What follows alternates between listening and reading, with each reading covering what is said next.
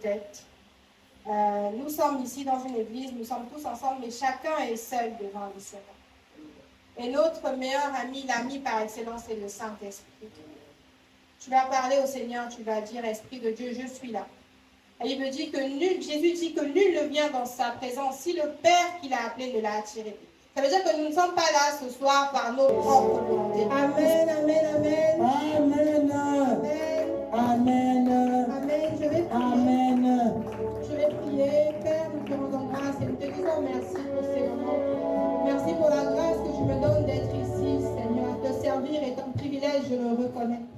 Alors que je suis en ce lieu, je reconnais, Père, que je ne suis pas digne de parler à tes enfants, à ceux pour qui ton sang a coulé. Le prix a été trop cher payé, Seigneur, pour que je mérite de me lever en ce lieu. Mais je viens encore dans ta présence avec humilité pour te dire, je n'ai que toi. Je reconnais qu'il n'y a rien de bon en moi, Seigneur, mais Esprit de Dieu, tu es mon avantage. Je t'en supplie, alors que je suis debout en ce lieu, que tout en moi se taise afin que toi, tu parles. Oh, accorde-moi la grâce de diminuer encore et encore, Seigneur, afin que tu sois le seul à croître, à te mouvoir en ce lieu. Tu as dit, c'est poussé par l'Esprit que les hommes ont parlé de la part de Dieu. Alors viens, Seigneur, et remplis-moi de ton esprit afin que je parle de ta part. Car je sais, Seigneur, que si je parle que par moi-même, rien ne se changera. Aucune vie ne sera transformée. Raison pour laquelle j'ai besoin de toi, Esprit de Dieu. Inspire les pensées de mon cœur, les paroles de ma bouche, Seigneur. Et à la fin de ces moments, que le seul nom qui soit glorifié soit le tien. Reçois toute la gloire et tout le règne. Avec les mains que tu t'es créées, nous t'acclamons. Roi des rois, Seigneur des seigneurs, agneau de Dieu. Merci, Père, pour ce que tu fais. Merci pour ces merveilleux temps que tu nous donnes de passer en famille. Reçois toute la gloire au nom de Jésus-Christ. Amen, amen, Amen, amen, amen. amen. Amen. Nous pouvons nous asseoir. Je vous salue une fois de plus dans le nom puissant de Jésus-Christ. Amen. Je suis très heureuse d'être ici ce soir. Amen. De partager ce temps avec vous. Je suis très heureuse d'être ici. Alors que j'arrive, on n'oublie pas le protocole. Vous savez, il n'y a pas d'enfant sans parents. Amen. Ce n'est pas possible de naître sans avoir été suscité. Il est impossible que ça arrive. Donc alors que nous sommes là, je vais simplement bénir la vie de mes parents biologiques et de mes parents spirituels. Amen. Donc je vais simplement nous demander d'acclamer le Seigneur pour leur vie. Parce qu'avoir des parents, c'est bien, mais c'est encore mieux d'avoir de bons parents. Amen. Et c'est par ces parents que nous sommes instruits selon la voie du Seigneur. Et si je suis ici aujourd'hui, c'est parce que j'ai été instruite, c'est parce que j'ai été enseignée et que ça continue encore aujourd'hui. Donc nous pouvons acclamer plus que ça le Seigneur qui nous donne d'avoir des parents merveilleux. Alléluia. Amen, amen, amen. Amen. Alors, ce soir, nous allons partager, et le thème, si on peut appeler ça comme ça, de notre partage de ce soir, c'est ce que Dieu attend de toi. Amen. Amen. Ce que Dieu attend de toi. Amen. Tu peux dire à ton voisin ce que Dieu attend de toi. Ce que Dieu attend de moi. Amen, amen, amen. Alors, on va aborder quelques points. Mais le temps d'aujourd'hui sera un peu particulier, un peu différent, parce qu'à la fin, il y aura un temps de questions-réponses. Le but est vraiment que nous puissions partager ensemble. Je vais vous partager ce que j'ai reçu de la part du Seigneur, et ensuite, on pourra prendre les questions. Amen. Donc, si vous avez des questions, n'hésitez surtout pas à les noter, pour qu'à la fin, on puisse avoir ce petit temps de questions-réponses, question de se rassurer que chacun de nous ressorte avec quelque chose de bien clair, de bien compris. Amen, amen. Amen. Donc, n'hésitons pas à prendre des notes et à nous disposer alors que nous sommes dans cette merveilleuse présence. Alors, donc le Seigneur attend de nous plusieurs choses. Amen. Plusieurs choses. Mais avant que le Seigneur ne puisse attendre quoi que ce soit de nous, il a déjà fait sa part. Il a fait sa part. Dis à ton voisin, il a fait sa part. Il a fait sa part. Amen, amen. Amen. Alors, il a fait sa part en donnant son Fils unique, Jésus-Christ, afin que quiconque croit en lui ne périsse point, mais qu'il ait la vie éternelle. Amen.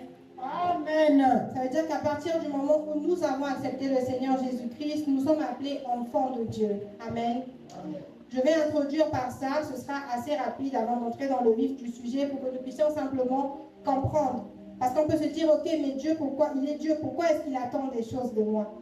Il faut savoir que lorsque Dieu a envoyé Jésus-Christ, c'est parce que Adam avait péché. Adam a péché et il fallait créer un plan qu'on appelle le plan de la rédemption, le plan du sauvetage par la rédemption. Amen. Donc il a créé ce plan-là, il a envoyé Jésus-Christ et Jésus-Christ a donné sa vie tout entière pour que chacun de nous soit sauvé, pour que chacun de nous puisse quitter l'ancien homme qu'il était, l'homme pécheur qu'il était, et puisse devenir un enfant de Dieu. Amen. Amen, amen. Amen. Nous sommes la jeunesse ne peut pas donner des amens faibles comme ça. Amen, amen.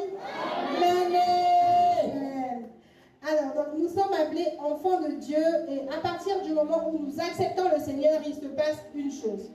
Et c'est important que nous puissions être conscients de ça.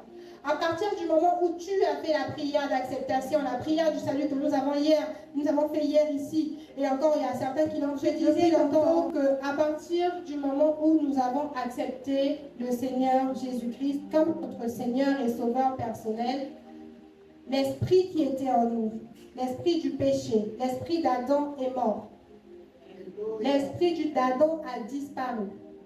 L'esprit d'Adam qu'on appelle le vieil homme a totalement disparu. Amen. Et a été remplacé à l'intérieur de nous par l'Esprit de Dieu. C'est pour ça qu'il est dit dans la parole de Dieu qu'un chrétien, qu'un enfant de Dieu ne pêche pas. C'est pourquoi? C'est parce que l'Esprit de Dieu qui est à l'intérieur de nous ne peut pas pécher, parce que Dieu ne pêche pas. Amen. Maintenant, c'est important que nous puissions comprendre ce qui se passe, parce que je sais que certains d'entre vous se demandent, mais comment c'est possible alors que moi je sais que je pêche? Alors que moi je sais que je parle mal, que j'insulte encore, que je mens encore. Comment est-ce qu'on peut me dire que je ne pêche pas? On va s'expliquer ça aujourd'hui. Alors, il faut savoir que l'être humain est tripartite. De la même manière dont le Seigneur est Esprit de Dieu, Jésus-Christ et Dieu le Père, c'est une trinité. Il a créé l'homme également tripartite. Dit trois parties. Trois parties. Trois parties. Donc les trois parties que compose un homme que nous sommes, c'est l'esprit, l'âme et le corps. Amen. Amen. Donc nous sommes esprit, âme et corps. Et lorsque nous acceptons le Seigneur, notre ancien esprit meurt. Et c'est l'Esprit de Dieu qui remplace, qui nous remplit. Donc celui qui habite en nous, c'est le Seigneur lui-même, le Saint-Esprit.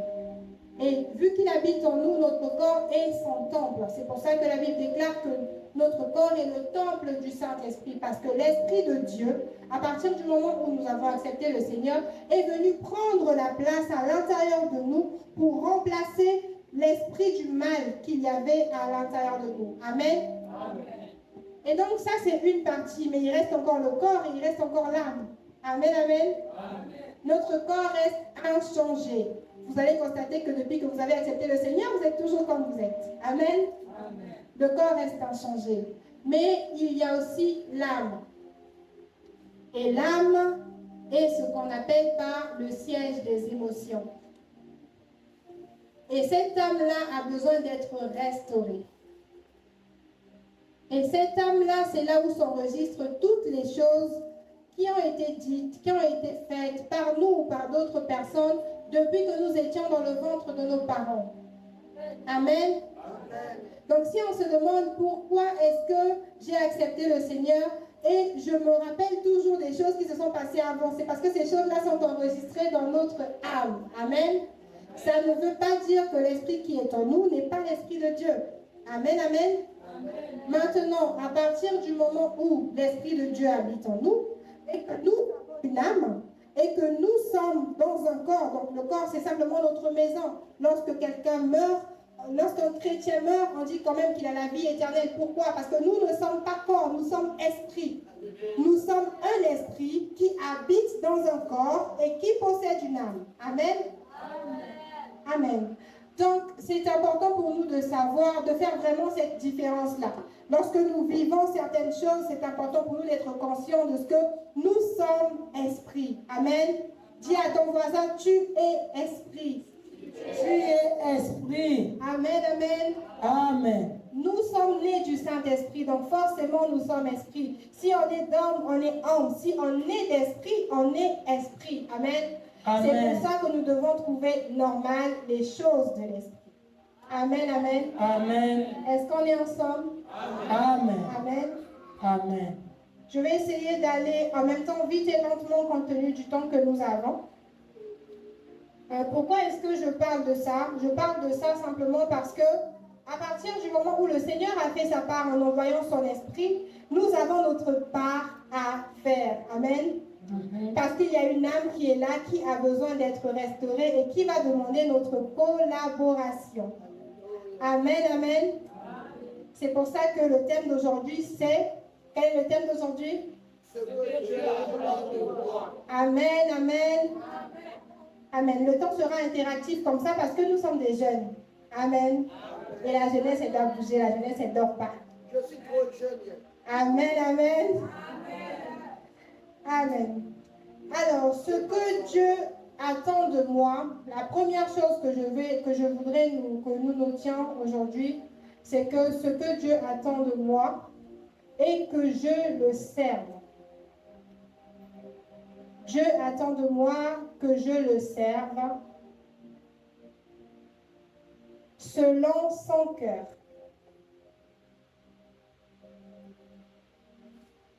Dieu attend de moi que je le serve selon son cœur.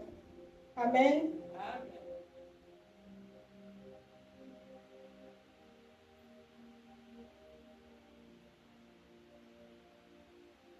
Nous devons savoir que Dieu a toujours voulu habiter avec son peuple. Comme je disais tout à l'heure, lorsque Dieu a créé le monde, il a créé les hommes, il nous a créés pour une relation particulière avec lui. Amen. Il nous a créés pour cette relation-là et ensuite Adam a péché. Et lorsqu'Adam a péché, il y a eu inimitié au fait avec Dieu. Donc Dieu ne cohabite pas avec le péché.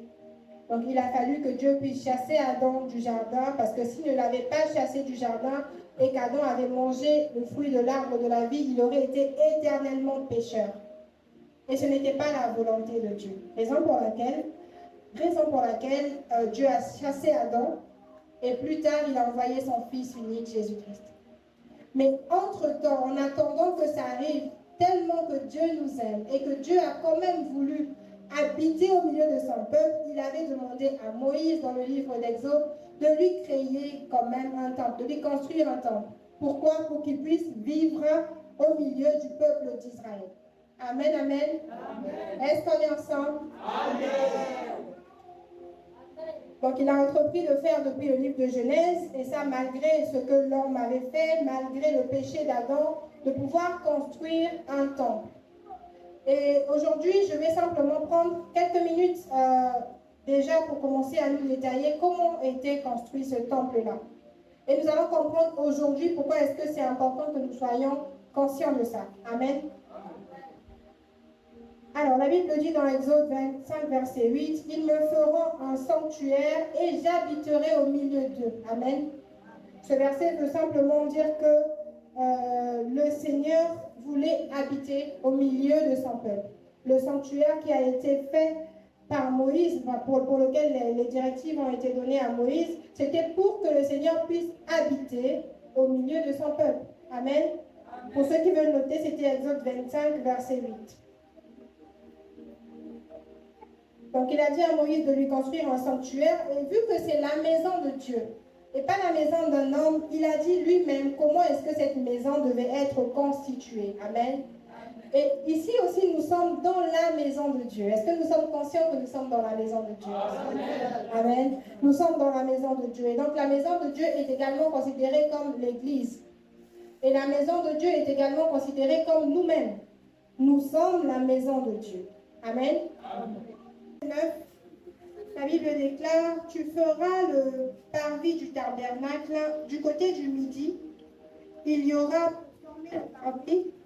des toiles de fin lin retors sur une longueur de 100 coudées pour le premier côté. Amen. Donc Dieu était en train d'expliquer à Moïse que la première partie justement du temple, donc du sanctuaire de Dieu, serait le parvis. Et le parvis, donc c'est la première partie du tabernacle et c'est un endroit où tout le monde pouvait entrer. Les animaux de sacrifice, la cuve des reins, qui servait à la purification des mains des sacrificateurs. Je ne vais pas aller très en détail dessus parce que le plus important maintenant n'est pas de savoir qu'est-ce qui était exactement dans le parvis. Amen. Mais plutôt à quoi ça servait à ce moment-là. Donc je vais aller un peu vite. Donc je disais qu'il y avait les animaux de sacrifice, la cuve des reins qui servait pour la purification des mains. Les sacrificateurs avant d'entrer dans la prochaine étape, donc dans le lieu saint.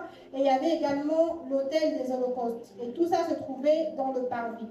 Et ce qu'il faut retenir à ce niveau-là, c'est que le parvis était l'endroit du sanctuaire, l'endroit de l'église où tout le monde pouvait entrer. Amen. Le parvis était l'endroit de l'église, l'endroit du sanctuaire où tout le monde pouvait entrer. Amen, amen. Amen. Tout le monde, et quand je dis tout le monde, il y avait même des animaux de sacrifice qui pouvaient entrer dans le parvis. Donc il n'y avait pas que les humains. Donc il y avait le parvis et ensuite la deuxième partie du sanctuaire de Dieu est ce qu'on appelait le lieu saint. Déjà dans le parvis, pour ne pas avoir à revenir dessus tout à l'heure, il faut savoir que ceux qui servaient dans le parvis, c'était les Lévites. Il y avait les Lévites et c'est eux qui étaient là, qui servaient dans le parvis. Donc c'était des sacrificateurs. Donc ils servaient dans le parvis. Et ensuite il y a le lieu saint. Et pour le lieu saint, nous allons lire Exode 26 au verset 33.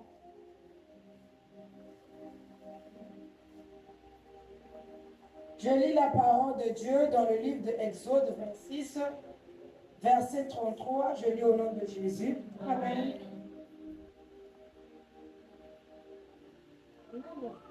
Amen. Tu mettras le voile au-dessus de sa grappe.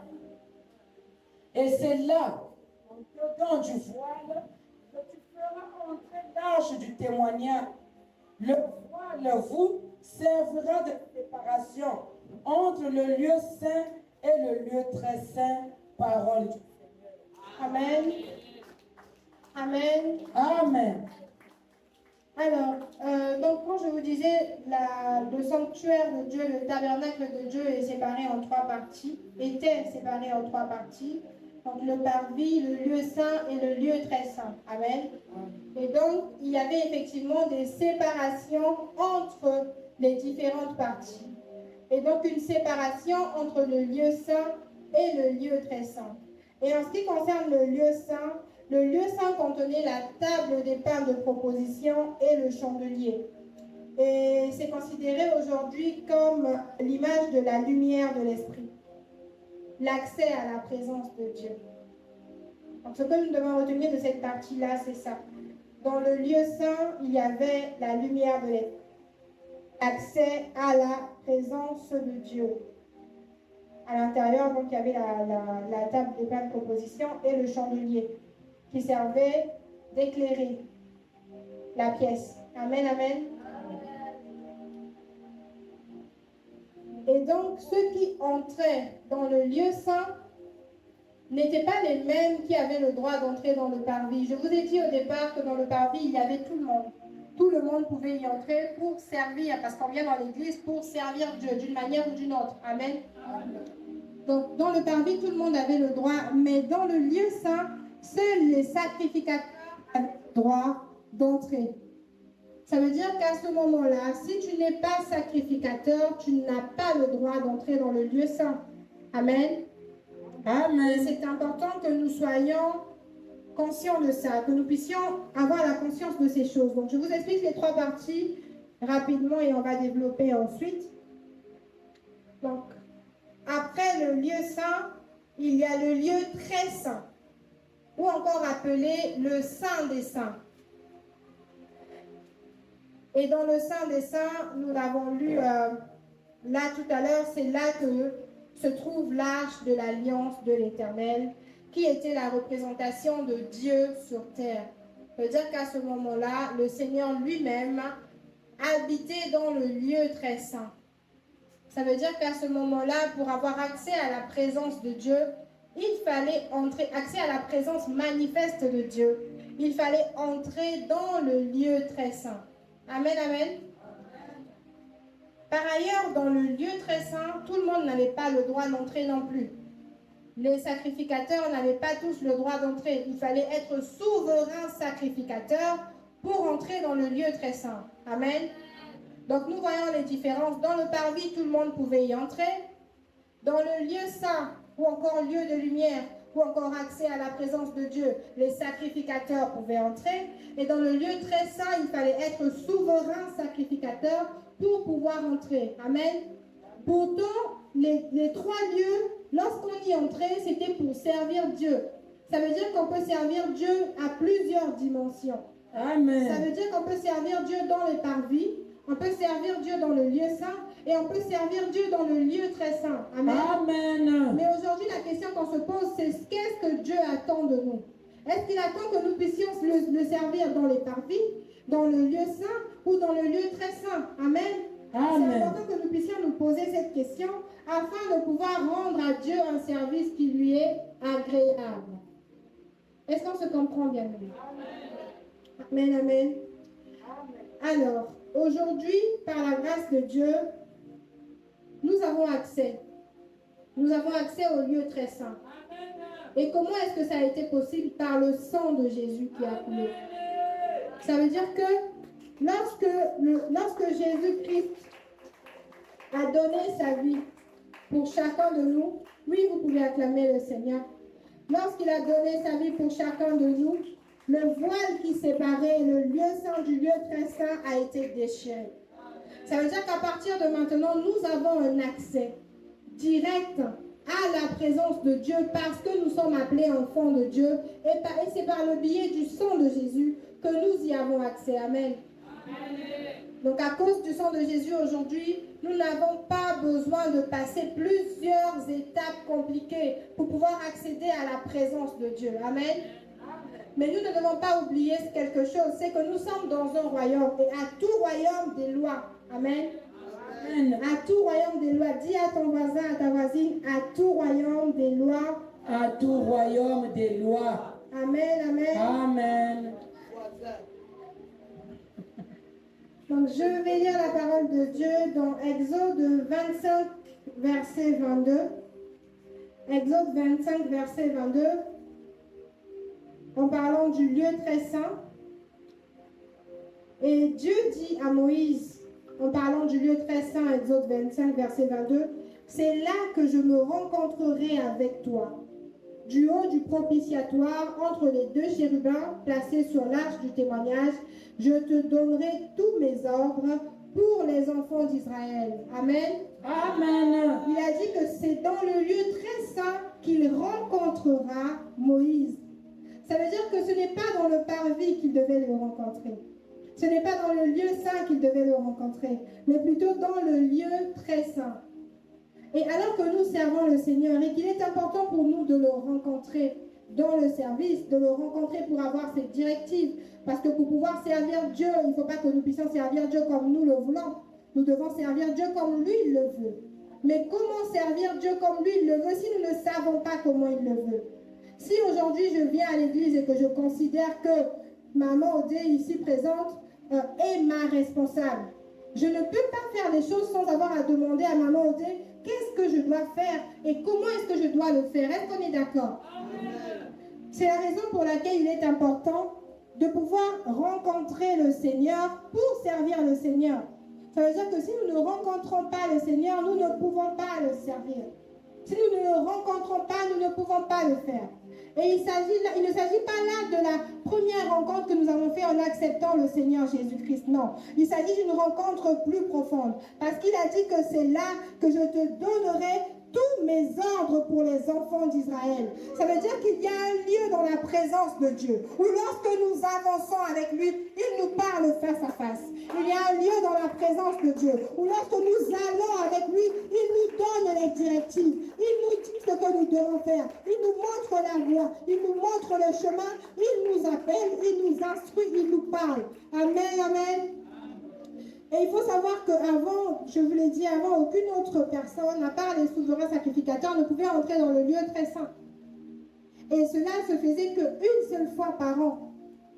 Est-ce que nous pouvons réaliser la grâce que nous avons aujourd'hui? De pouvoir entrer dans la présence de Dieu tous les jours. Ça veut dire que ce matin, je peux entrer dans la présence de mon roi. Midi, je peux entrer dans la présence de mon roi. Le soir, je peux entrer dans la présence de mon roi pour savoir quelles sont les directives pour ma vie. Quelle est la direction que je dois prendre? Comment est-ce que je dois servir?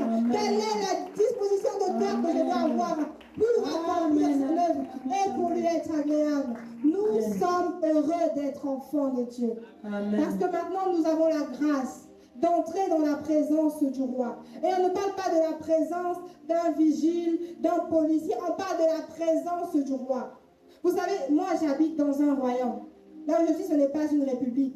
Et je suis consciente qu'il ne peut pas me laisser entrer dans son palais aussi simplement. Alors que je suis juste Samuel. Ce n'est pas possible. Mais le roi des rois, qui est au-dessus de tout, nous donne à nous tous la capacité, la possibilité d'entrer dans sa présence pour pouvoir lui parler, de nous asseoir à la table du roi. Il nous donne la possibilité de pouvoir entendre ses directives. Aujourd'hui, si le roi du pays d'où je viens a envie de me parler, il enverra peut-être une lettre, il enverra peut-être un vigile, il enverra peut-être quelqu'un. Mais lorsque le roi des rois veut me parler, il m'invite dans sa présence. J'ai juste à m'approcher de lui pour entendre le Seigneur me parler. J'ai juste à m'approcher de lui pour entendre le Seigneur me dire ce qu'il a à me dire. Alors que nous voulons servir le Seigneur, nous ne sommes pas là pour servir le Seigneur selon nous-mêmes. Nous voulons servir le Seigneur selon sa direction, selon sa volonté, selon ses directives. Et pour ça, il nous faut les directives du roi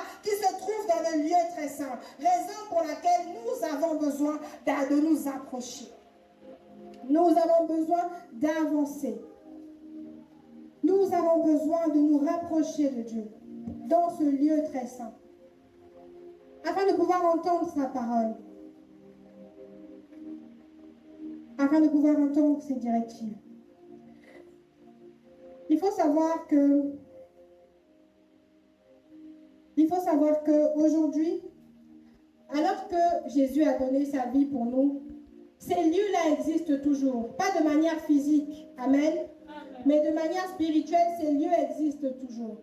Ça veut dire que lorsque nous venons servir ici dans l'église, soulever les chaises, ranger, balayer, faire tout ça, c'est servir dans le parvis, amen. Ça va peut-être choquer quelqu'un, mais c'est la vérité.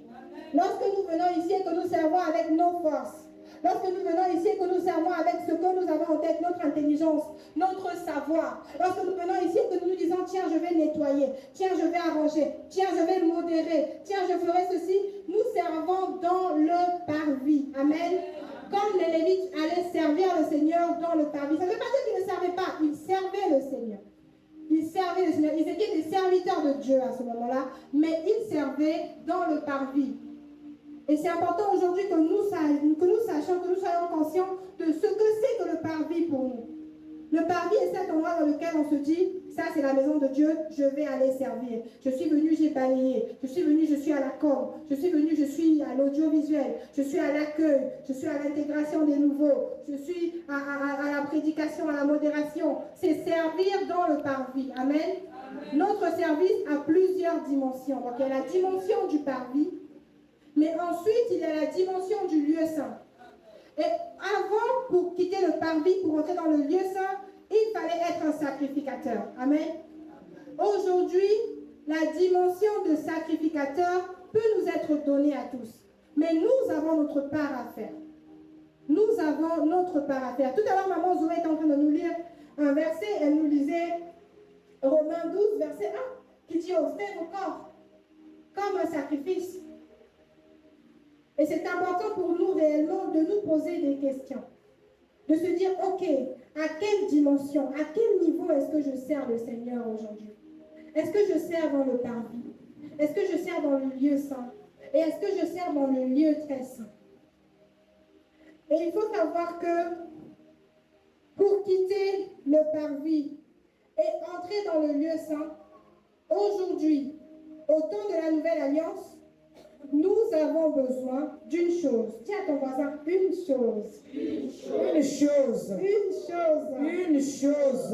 Et la chose dont nous avons besoin pour quitter le parvis et pour entrer dans le lieu saint, dans la présence de Dieu, c'est l'obéissance. Amen, amen. L'obéissance. Il nous faut l'obéissance. Aujourd'hui, il y a une dimension dans laquelle nous sommes amis de Dieu. Et l'ami de Dieu, en général, est plutôt dans le lieu saint. Dans le lieu saint, c'est là qu'on trouve les amis de Dieu. Dans le lieu saint, c'est là qu'on trouve les serviteurs, mais qui servent dans l'amitié avec Dieu. Et à cet endroit-là, tout à l'heure, on était en train de parler du lieu saint et on se disait que c'est l'accès à la présence de Dieu. L'accès à la lumière de Dieu. Ça veut dire qu'à ce niveau-là, le Seigneur peut te parler. Tu peux voir sa lumière, tu peux voir son chemin. Mais à un niveau qui est limité. Pourquoi? Parce qu'on ne dit pas tout à l'ami. Amen. Dis à ton voisin, on ne dit pas tout à l'ami. On ne dit pas tout à l'ami. On ne dit pas tout à l'ami. Est-ce qu'on est d'accord avec ça? On est d'accord. On est d'accord avec ça. On ne dit pas tout à l'ami. On ne dit pas tout à l'ami. Donc lorsque nous avons quitté le parvis, que nous sommes entrés dans le lieu saint, c'est là où nous commençons déjà à nous prosterner. C'est là où nous commençons déjà à prier. C'est là où nous commençons déjà à nous dire, tiens, je suis dans la présence de Dieu, je dois me tenir d'une certaine manière. Le lieu saint, c'est là où on se dit que, ah non, là c'est saint, je dois laver mes mains avant d'entrer. Vous savez que pour quitter le parvis, pour entrer dans le lieu saint, les sacrificateurs devaient laver leurs mains dans le parvis, les pieds, avant d'entrer dans le lieu saint. Ça veut dire que c'est un endroit dans lequel on se dit que je dois enlever mes sandales, me laver mes pieds et entrer. Il faut une certaine purification. Amen. Donc pour nous qui sommes dans ce lieu maintenant, pour entrer dans le lieu saint, nous avons besoin de renoncer à certaines choses. Se purifier, c'est quoi?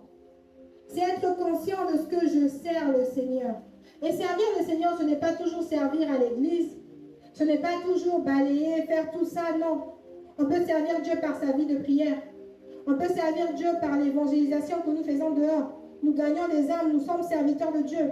On peut servir Dieu dans l'intercession. Amen. Quand nous prenons notre temps pour nous tenir à la brèche en faveur des nations, en faveur de nos familles, nous servons le Seigneur. Amen. Il faut que nous enlevons de nos têtes, de nos pensées, l'idée que servir le Seigneur, c'est toujours venir ici. Non. On peut servir le Seigneur au-dedans et en dehors. Nous devons servir le Seigneur à l'intérieur et à l'extérieur. Amen. Donc, continuez, nous sommes tous serviteurs de Dieu. Dis, je suis serviteur de Dieu. Je suis servante de Dieu. Amen, amen. Amen. Non, dis le plus fort, je suis serviteur de Dieu. Je suis servante de Dieu. Amen. Amen. Amen. Amen. C'est vraiment important pour nous d'être conscients de ces choses. Nous sommes des serviteurs de Dieu aujourd'hui, nous le proclamons, oui. Mais quel est notre niveau de service? Dans quel état d'esprit est-ce que nous servons le Seigneur? Qu'est-ce que le Seigneur pense de notre service? Pourquoi? Parce que soyons conscients que nous servons le roi. Nous ne servons pas n'importe qui. Nous servons le roi. Nous servons qui? Le roi. Le roi. Le roi des rois. Qui est au-dessus de tous les rois. Amen. C'est à lui que nous avons affaire. Et si aujourd'hui le roi du Maroc entre en ce lieu, ceux qui ont des casquettes vont penser à enlever les casquettes. Ceux qui, plusieurs vont commencer à regarder, est-ce que je suis bien vêtu? Est-ce que je suis? Mais est-ce qu'avant d'entrer dans la présence de Dieu, nous nous demandons, est-ce que je suis bien vêtu? Est-ce que nous nous demandons, est-ce que la casquette là, ça passe ou ça passe pas? Est-ce que nous nous posons les vraies questions? Est-ce que nous avons conscience de ce que nous servons le roi? Est-ce que nous avons conscience de qui nous servons? Et est-ce que nous nous demandons quel est mon niveau de service aujourd'hui? Est-ce que le roi agrée mon service aujourd'hui? Parce que lorsque nous servons le roi, le but n'est pas que les gens puissent nous approuver.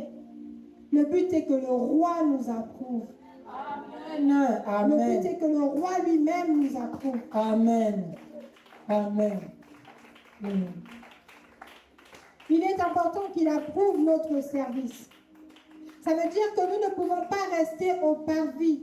Parce qu'au parvis, nous savons que nous devons placer les chaises. Ok. Mais et si Dieu aujourd'hui voudrait que tout le monde soit à terre? Alors que toi, ton travail est de placer les chaises. Tu vas venir placer les chaises alors que Dieu avait prévu que le culte d'aujourd'hui serait en mode retraite. Tout le monde à terre. Tu n'as pas ces directives, tu as placé les chaises. Parce que tu sers dans le parvis. Tu n'as rien reçu du Seigneur. Est-ce que tu penses que ce culte-là sera agréable à Dieu? Est-ce que tu peux être conscient et consciente aujourd'hui qu'à cause de toi, tout le monde pourrait se retrouver étant désagréable à Dieu parce que nous sommes assis sur des chaises, parce qu'une personne n'a pas obéi. Nous sommes le corps du Christ. Nous sommes le corps. Ça veut dire qu'un doigt ne peut pas aller à gauche et l'autre doigt à droite. Si un doigt va à gauche, nous allons tous à gauche. Ça veut dire que si une personne est dans la désobéissance, elle impacte le reste. C'est important que nous soyons conscients de ça. La grâce est là, mais il y a une conscience que nous devons avoir. Vous savez, il y a beaucoup de choses que le Seigneur laisse passer. C'est par amour et par miséricorde. Nous ne devons pas penser aujourd'hui que parce qu'il a laissé passer X, Y, Z choses, c'est que c'est bon, ça passe. C'est bon, ça passe. Non, ça ne passe pas. Ça ne passe pas parce que c'est lui qui décide. Il est souverain. Aujourd'hui, il peut être miséricordieux et demain, si tu payes ce que tu as fait, il n'a pas tort. S'il te donne de récolter ce que tu as semé, il n'a pas tort. Parce qu'on récolte ce qu'on sème, bien aimé. Et lorsque nous venons à l'église ici pour servir Dieu, nous semons quelque chose. Il y a une semence qui est là. À chaque fois que nous venons ici, il ne faut pas que nous puissions penser que c'est en vain. Non, ce n'est pas en vain. Dieu voit ce que tu fais. Il voit ta présence d'aujourd'hui. Il voit que tu as pris le temps de quitter chez toi pour venir ici. Il voit que tu as pris le temps de te disposer pour venir ici. Il voit que tu n'es pas venu dans le même état d'esprit que ton voisin. Parce que tu as prié. Parce que tu as demandé à Dieu, Seigneur, je vais y aller, mais parle-moi. Seigneur, je vais y aller, mais c'est pour te trouver. Seigneur, je vais y aller, mais c'est pour te vivre. C'est pour te manifester. Parce que tu as dit à Dieu, Seigneur, il est hors de question que j'entre dans ta présence et que je ressorte comme je suis entrée. Et le Seigneur, il voit ces choses. Et tout ce que nous faisons, nous le savons. Hier, nous avons entendu le témoignage de notre frère ici, qui nous a parlé du document. Tout ce que nous faisons est écrit sur un document. Mais c'est la même parole de Dieu qui nous dit qu'il a effacé l'acte dans les ordonnances nous condamner. Mais c'est de cet acte-là dont il s'agit. Le Seigneur a pris le temps de l'effacer pour nous. Et lorsque nous venons dans sa présence, nous devons être conscients de ce que nous avons affaire à quelqu'un qui a tout donné pour nous. Tout, c'est-à-dire lui-même. Il s'est donné pour nous. Il ne peut pas donner plus que lui-même. Aujourd'hui, tel que nous sommes, nous pouvons donner nos biens. Mais si tu te donnes, tu as tout donné. Parce que tout ce que tu as, c'est toi. Mais lui, il s'est donné pour nous. Et la raison pour laquelle il s'est donné, c'était pourquoi? C'est parce qu'il voulait une épouse. Il s'est donné pour une épouse. Ça veut dire que la dot qu'il a donnée pour les pécheurs comme nous, c'est lui-même. La femme, on l'épouse en donnant des choses à la famille. Le Seigneur Jésus, pour nous épouser, s'est donné. Amen. Il a donné sa vie. Amen. Afin que nous soyons appelés enfants de Dieu et afin que nous puissions avoir accès à la présence du roi des rois. Afin que nous puissions dominer sur la terre. Amen. Afin que nous puissions avoir une place qu'aucun homme ne pourra nous donner. Amen. Ah, Jésus.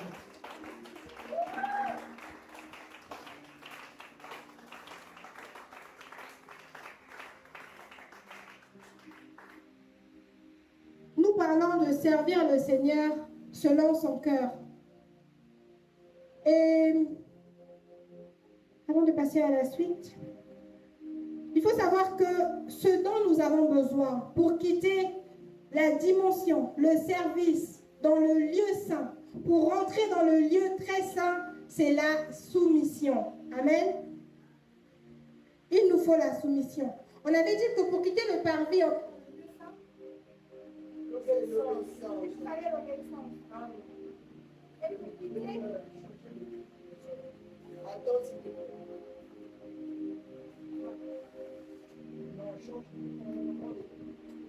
Amen, amen.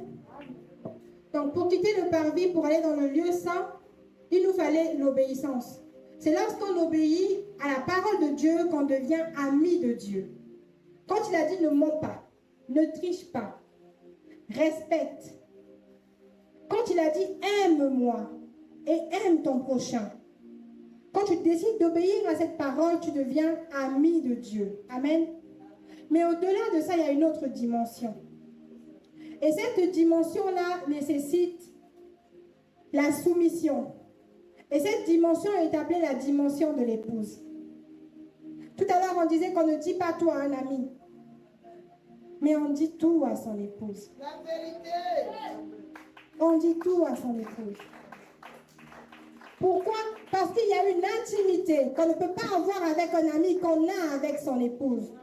Parce que ton épouse est celle qui te voit telle que tu es.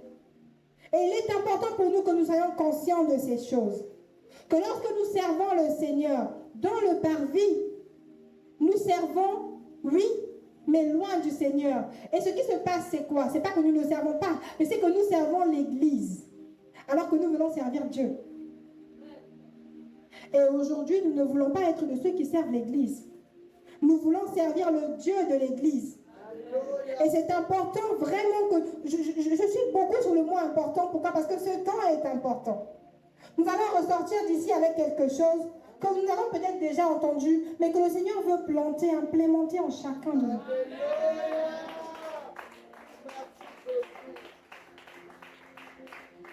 Nous ne voulons pas servir l'Église, nous voulons servir le roi. Pourquoi ne pas bénéficier de ce privilège qu'il me donne de servir? Il ne s'agit pas de servir un directeur général. Le roi me donne de servir à sa table. Le roi me donne de servir à ses côtés en tant qu'épouse. Vous savez, pourquoi est-ce qu'on parle de soumission lorsqu'on parle d'épouse? Soumission, c'est simplement être sous la mission. Ça veut dire qu'il y a une mission et nous, en tant qu'église épouse, nous sommes sous cette mission-là pour aider à l'accomplissement de la mission de Dieu, de la volonté de Dieu pour son église, de la volonté de Dieu pour la terre. Donc, lorsqu'on nous parle de nous soumettre, il ne s'agit pas de la soumission selon ce que disent les hommes. Il ne s'agit pas de ça. Parce qu'on a beaucoup transformé cette chose. Se soumettre, c'est être sous la mission. Tu sais où on va, nous allons dans cette direction. Dieu a dit, allons à gauche, tu ne vas pas à droite, je vais à gauche parce que je suis sous la mission. Il a dit, pardonne, je ne décide pas de garder les choses pour moi. Je pardonne parce que je suis sous la mission. Il a dit, prépare-toi. Je ne décide pas de me préparer parce que je suis sous la mission. C'est ça, être soumis. Être soumis, c'est être conscient qu'il y a une mission. Amen. Ça va au-delà de l'obéissance. Je peux obéir sans avoir de conscience. Vous savez, il y a des choses parfois dans le Seigneur qu'on peut faire de manière robotique. Quand on arrive, on prie. Ok, on commence par glorifier le nom de Jésus, demander pardon, le sang de Jésus. On le fait tous. Mais est-ce qu'on le fait tous avec l'état d'esprit qu'il faut? Avec la disposition de cœur qu'il faut? C'est de ça qu'il s'agit. Ce n'est pas faire qui est le problème. Mais c'est comment on le fait. Comment est-ce qu'on décide de servir Dieu? Parfois, il y a des choses qu'on fait de manière tellement robotique. On fait quelque chose, ça fait du mal à la personne. Comme on sait qu'on doit demander pardon, directement, pardon. On le fait parce qu'on sait. Là, on avait obéi.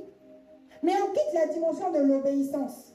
On passe à la soumission. Ça veut dire quoi? Que tu n'obéis pas pour obéir. Tu obéis avec la conscience de ce pourquoi tu obéis. Tu obéis en te disant que là, je ne le fais pas par moi-même. C'est parce que la mission est d'aller.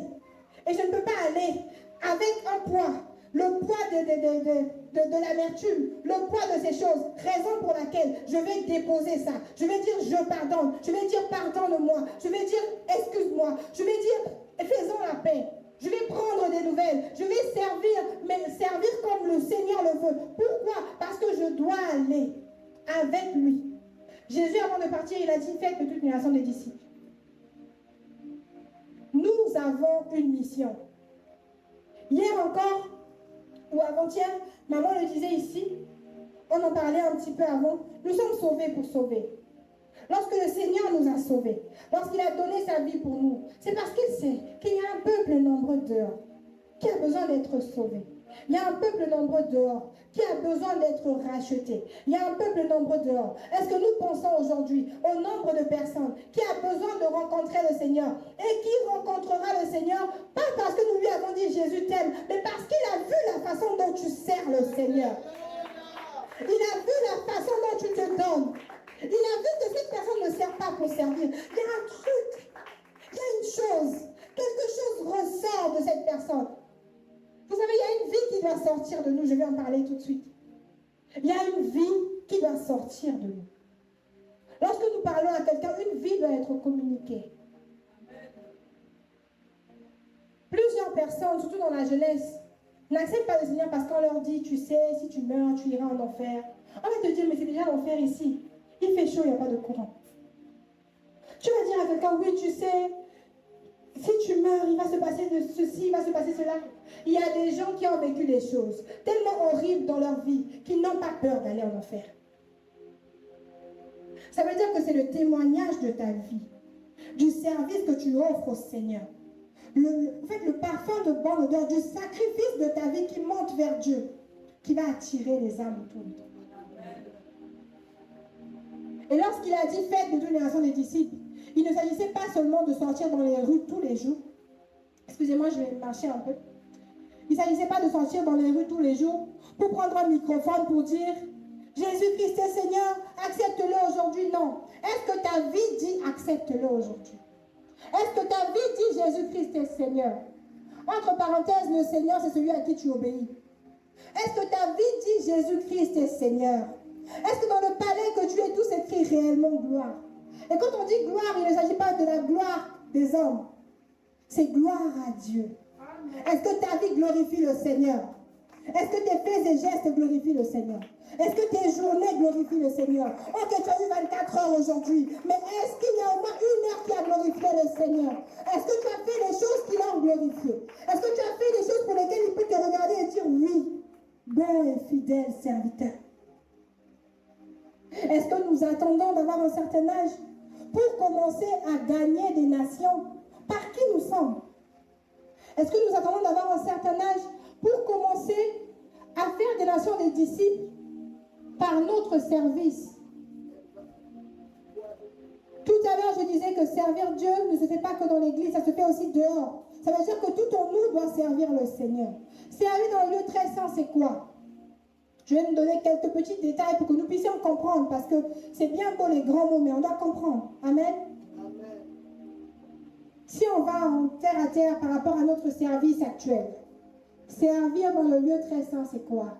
C'est se tenir dans la présence de Dieu. Avant de faire quoi que ce soit qui concerne le Seigneur, se tenir dans la présence de Dieu. Pourquoi? Je vais vous relire Exode 25, 22. Il a dit, c'est là, dans le lieu très saint, que je te rencontrerai. Donc, que je me rencontrerai avec toi, du haut du propitiatoire, entre les deux chérubins placés sur l'arche du témoignage. Je te donnerai tous mes ordres pour les enfants d'Israël. Donc, servir dans le lieu très saint, c'est demander au Seigneur, Père, je suis là, je veux te servir, mais comment? Comment est-ce que je le fais? Il n'y a pas de petit service dans la maison de Dieu. Il ne faut pas se dire que parce qu'on balaie ou parce qu'on a la communication, c'est quelque chose de routinier qu'on fait. Ce n'est pas routinier. Il y a un jour pendant lequel le Seigneur va te dire, aujourd'hui, tu ne fais pas les choses de telle manière. Aujourd'hui, voilà le fond musical que tu vas mettre. Ça va bénir les gens. Aujourd'hui, voilà l'adoration que tu vas mettre. Voilà la louange que tu vas mettre. Quelqu'un sera touché par ça. Vous savez, quand on rend culte au Seigneur, c'est tout ce que nous faisons qui fait le culte. Ce n'est pas la personne qui vient prêcher ici. Non, on ne vient pas ici pour écouter la parole de Dieu. On vient ici parce qu'il est doux et agréable pour nous de nous retrouver ensemble dans la maison du Seigneur. Et parce qu'il est important pour chacun de nous de rendre culte au roi des rois. Amen. Et rendre culte au roi des rois, c'est quoi? Ce n'est pas seulement se lever ici pour prêcher. Lorsque tu es assise là-bas, tu rends culte au Seigneur. Par quoi? L'état. À l'intérieur. Tu es venu ici comment? Avec quelle disposition de cœur? Tu t'attends à qui? Tu veux quoi? Tu cherches quoi? Est-ce que tu es venu par habitude? Est-ce que tu es venu pour qu'on sache que toi, tu es toujours là? Est-ce que tu es venu parce que, bon, j'avais pas de programme aujourd'hui, donc je suis venu? Est-ce que tu t'es réellement disposé? Est-ce que réellement le service que tu donnes aujourd'hui a été guidé par le Seigneur? Est-ce que ça a été poussé par l'Esprit? Il dit que c'est poussé par l'Esprit que les hommes ont parlé de la part de Dieu. Ça veut dire que même pour parler, nous avons besoin d'être poussés par l'Esprit. Pourquoi? Parce que lorsque tu viens ici, tu as passé un culte, c'est bien. Mais peut-être que Dieu attend juste la phrase que tu diras à ton frère, la phrase que tu diras à ta sœur, qui va lui faire du bien. Cette personne ne va pas recevoir une simple phrase, elle va recevoir une bénédiction, elle va recevoir le doigt de Dieu, elle va recevoir, en fait, une onction particulière qui est venue par toi, parce que tu t'es laissé utiliser par le Seigneur simplement. Est-ce que nous sommes aujourd'hui prêts à servir Dieu dans le lieu très saint? Servir dans le lieu très saint, c'est se disposer, c'est dire à Dieu, Seigneur, il est hors de question que j'avance sans toi. Il est hors de question que je serve sans toi. Il est hors de question que je puisse me mouvoir dans cette salle sans toi. Il est hors de question que je sorte de chez moi sans toi. Parce que là, je ne parle pas de se disposer seulement quand on vient servir dans l'église ici. Non. Si je vais trop vite, n'hésitez pas à m'arrêter, je suis habituée à parler un peu vite. Donc pardon, n'hésitez pas. Il ne s'agit pas que de servir ici. Mais lorsque tu sors de chez toi, tu sais que tu es en mission. Tu sais que toute ta vie, tu es en mission. Est-ce que tu prends réellement le temps, un temps de dévotion avec le Seigneur, pour dire à Dieu que Seigneur, aujourd'hui, je vais sortir. Ne me laisse pas aller là où tu ne m'envoies pas. Ne me laisse pas prendre la gauche si je dois prendre la droite. Ne me laisse pas prendre un taxi si je dois marcher. Parce que peut-être que tu dois marcher et rencontrer quelqu'un. On ne fait pas attention aux détails, mais servir dans le lieu très saint, c'est faire attention aux détails. Pourquoi? Parce que ces détails-là intéressent le Seigneur. Parce que quand on dit qu'il est le maître des temps et des circonstances, quand sa parole le dit, c'est parce que c'est lui qui crée les circonstances. C'est lui qui met quelqu'un sur ton chemin. Tu as prié pendant longtemps pour plusieurs choses, mais tu pries tellement pour cette chose et tu ne pries tellement pas pour la volonté de Dieu que Dieu avait juste positionné quelqu'un à l'arrêt de bus quelque part. Mais tu ne sais pas ce que Dieu veut. Tous les dimanches, tu viens ici, alors que la personne qui a ta réponse est à l'arrêt de bus quelque part. Mais comme tu n'entends pas sa voix, tu n'iras jamais là-bas. Est-ce qu'on pense vraiment, vraiment, que les oreilles de Dieu sont bouchées pour qu'il entende nos requêtes? Il a dit, cherchez premièrement le royaume et la justice de Dieu. Et le reste vous sera donné. Ça veut dire quoi? Que lorsque nous cherchons Dieu lui-même, dans le lieu très saint, parce que c'est là-bas qu'il nous rencontre, parce que c'est là-bas qu'il nous parle. Il a dit, je t'instruirai, je te montrerai la voie que tu dois suivre, je te conseillerai, j'aurai le regard sur toi. Est-ce que Dieu est un menteur? Non. Est-ce que Dieu est un menteur? Non. Ça veut dire que si nous n'avons pas l'instruction, c'est parce que nous ne sommes pas dans le lieu très saint. Nous cherchons des instructions dans le parvis, dans le lieu saint. Non, il faut que nous allons plus loin. Il faut que nous allons en profondeur. Et là, quand je parle d'aller en profondeur, il ne s'agit pas de veiller de retraite que nous avons ici. C'est en one by one, en one to one avec le Seigneur. Tout seul chez toi, tu vas dire à Dieu, Seigneur, je suis là. Je suis là. Parce que je veux être changé par toi. Parce que je veux être agréable à toi. Parce que je veux être utile. Parce qu'il faut que tu te serves de moi. Parce que je suis fatiguée de me servir de toi.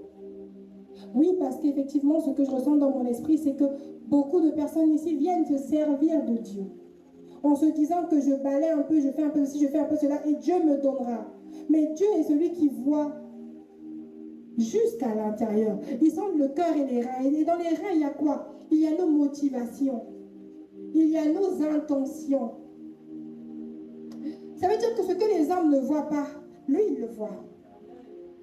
Et lui, il sait que tu te sers de lui. Les gens voient que tu le sers avec zèle. Mais lui, il sait que tu te sers de lui. Il sait avec quelle motivation tu viens ici. Il sait à qui est-ce que tu veux plaire en vrai quand tu t'habilles pour venir ici. Il sait. Il sait. Je ne sais pas pourquoi. Je ne sais pas pourquoi j'ai envie de parler de l'habillement. C'est pas que j'ai constaté quelque chose, non, pas du tout.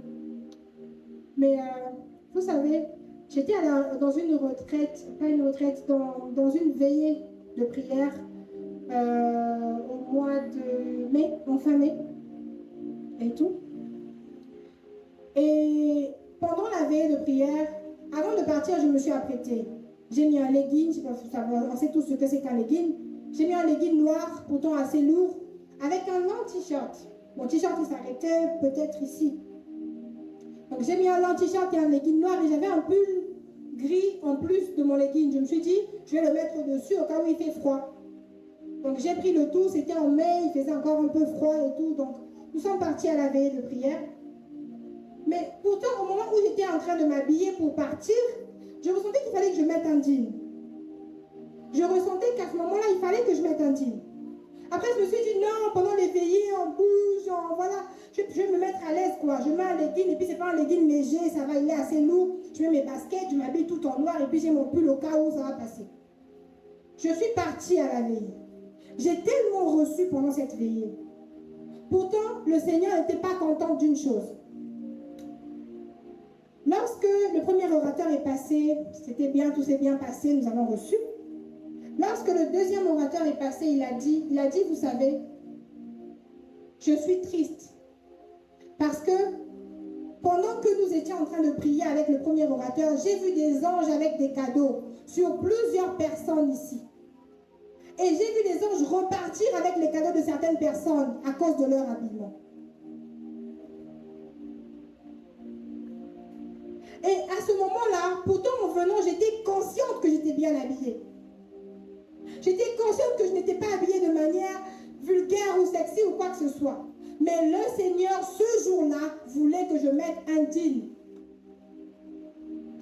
Et je vous promets que ce jour-là, je n'étais pas la personne la mal habillée de la pièce. Il y avait des personnes vraiment mal habillées. Mais comment cette parole m'a touchée. Des larmes ont coulé de mes yeux tout de suite parce que je savais ce que le Seigneur m'avait dit. Je savais, en fait, depuis le matin, je savais que j'allais mettre un jean. C'est à la nuit que j'ai changé la vie. Je savais. Ça veut dire quoi? Ça veut dire qu'en fait, il y a des choses que Dieu va te dire à toi de faire. Que Dieu va attendre que toi tu fasses. Ce n'est pas une histoire de règle générale. Servir dans le lieu très saint, c'est entre Dieu et toi. Ça veut dire qu'il peut ne pas demander la chose à ton frère. Il peut ne pas demander la chose à ton voisin. Mais toi, tu dois le faire. Et lorsque toi, tu ne le fais pas, tu es dans la désobéissance. Ce jour-là, j'ai pleuré pour dire à Dieu, Seigneur, c'est moi. J'avais pas froid, il faisait très chaud.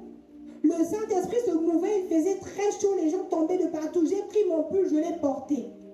Pourquoi? Parce que je me suis dit, il faut au moins que la vie soit plus basse. Je ne sais pas, il fallait arranger cette histoire. Je me suis répondue, j'ai dit, Seigneur, pardon, tu m'avais dit de porter un jean. Tu m'avais dit de porter un jean. Et vous savez qu'après ce temps de repentance, ce qui s'est passé, c'est quoi? C'est que plusieurs moments après, j'entends, prends les bannières. Les bannières, vous savez, les trucs avec lesquels on danse. J'entends, prends les bannières. Par la grâce de Dieu, il a mis en moi cette capacité de danser par l'esprit. J'entends, prends les bannières. Et dès que je soulève les bannières, quelqu'un vient me dire à l'oreille, le pasteur t'appelle devant. Je me suis retrouvée devant. Poussée par l'esprit en train de danser avec les bannières.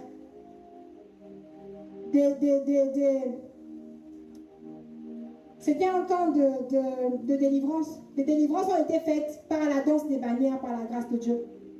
Des gens ont été restaurés. Beaucoup de choses se sont faites. Mais ce ne serait peut-être pas arrivé si je n'avais pas pris le temps de me poser, de me repentir. Pour dire à Dieu, Seigneur, pardonne-moi. Il ne m'aurait peut-être pas utilisé comme il m'avait utilisé ce jour-là. Et c'est arrivé devant, quand j'ai terminé et que j'ai repris mes esprits, que je me suis assise, que j'ai compris pourquoi Dieu voulait que je porte un jean. C'était prévu que je serve là-bas. Mais moi, je portais dans une église sans avoir de programme de service. Vous voyez à quel point les détails sont importants.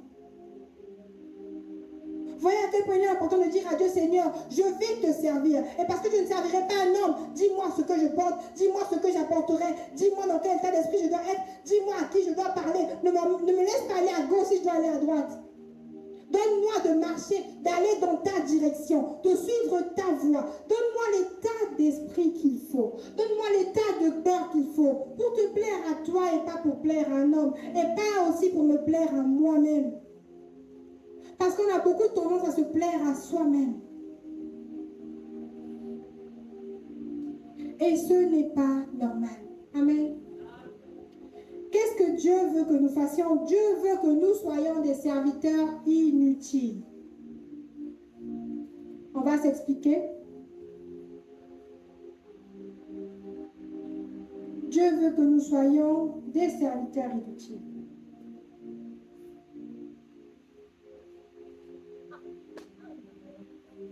On va bientôt aller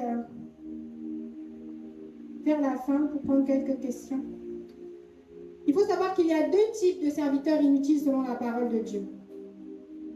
Il y a deux types de serviteurs inutiles selon la parole de Dieu. Et le premier type de serviteur inutile n'est pas ce que Dieu veut que nous soyons. Parce que c'est un serviteur inutile désagréable à Dieu.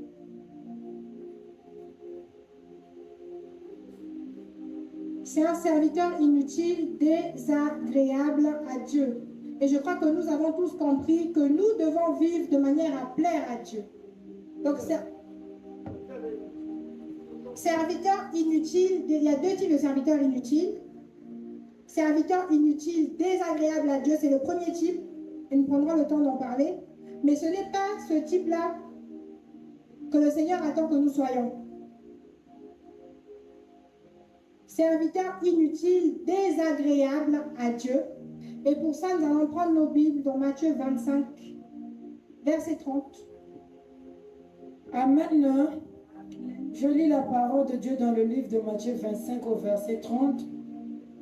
Et le serviteur inutile, jetez-le dans les ténèbres du dehors, où il y aura des pleurs et des gémissements des dents, parole du Seigneur. Amen. Amen. Là, le Seigneur lui-même, il dit que le serviteur inutile, jetez-le. Il ne parle pas de païens. Il ne parle pas de sorciers. Il parle de serviteurs inutiles. Ça veut dire quoi? Qu'il parle à des personnes qui l'ont accepté et qui le servent. Mais il a dit jetez-les. Est-ce que vous pouvez imaginer que Dieu parle de ses serviteurs et il dit de les jeter? Là où il y a des pleurs et des grincements des dents. Ça veut dire en enfer. Est-ce que vous imaginez que Dieu lui-même se dise les serviteurs, jetez-les? Ça veut dire qu'il y a deux types, comme je vous ai dit, de serviteurs inutiles. Nous devons être des serviteurs inutiles agréables à Dieu. Mais là, on va parler d'abord de serviteurs inutiles désagréables à Dieu. Et à quel moment est-ce qu'on est désagréable à Dieu? Lorsqu'on fait les choses pour nos propres intérêts. Lorsque nous faisons les choses pour nos propres intérêts, nous sommes des serviteurs inutiles, désagréables à Dieu. Lorsque nous avons de mauvaises motivations, nous sommes des serviteurs inutiles, désagréables à Dieu. Lorsque nous sommes constamment des occasions de chute pour nos frères et nos sœurs, chaque fois on se plaint de toi, chaque fois on boude, chaque fois, oh, pourquoi tu n'as pas fait ça? Mais c'était à toi de faire ceci. Mais pourquoi cela? Mais pourquoi c'est toujours toi? On va toujours te reprocher des choses. On a toujours... Ça, c'est être un serviteur inutile, désagréable à Dieu. Lorsque tu viens ici sans te disposer, tu viens faire les choses par habitude. Ça, c'est être désagréable à Dieu. Lorsque tu fais les choses comme bon te semble, tu n'es fidèle qu'à toi-même, qu'à tes principes, qu'à tes valeurs. Mais lorsqu'on accepte le Seigneur comme Seigneur, c'est lui le Seigneur. Ça veut dire que nous sommes obligés d'avoir les valeurs de Christ. Nous n'avons plus nos propres valeurs. Il n'y a plus de moi, on ne me parle pas comme ça. Moi, on ne me fait pas ça. Moi, on ne me voit pas. Moi, on m'envoie jusqu'à un certain quota. Quand tu as atteint, tu m'as envoyé 4 fois, c'est bon, tu as atteint le quota. Ça, c'est être un serviteur désagréable à Dieu. Quand tu commences à considérer que, ah, mais pourquoi moi je sers encore aujourd'hui alors que j'ai servi dimanche dernier? Ça, c'est être désagréable à Dieu. Parce qu'on est serviteur à plein temps. On n'est pas serviteur à mi-temps. Pourquoi est-ce que dans l'église, on a commencé à avoir des emplois du temps? Pourquoi est-ce que dans l'église, on a commencé... Pourquoi? Nous voulons être des serviteurs inutiles, agréables à Dieu. Ça veut dire que nous devons sortir de nos propres programmes. Nous devons sortir de nos propres missions. Parce que nous sommes sous la mission de l'époux. Nous devons sortir de nos projets. On soumet nos projets au projet du Père. Amen. Il est important que réellement, nous puissions le vouloir. Nous puissions soupirer après ça. Dieu sait de quoi nous sommes faits. Mais il faut déjà commencer par soupirer.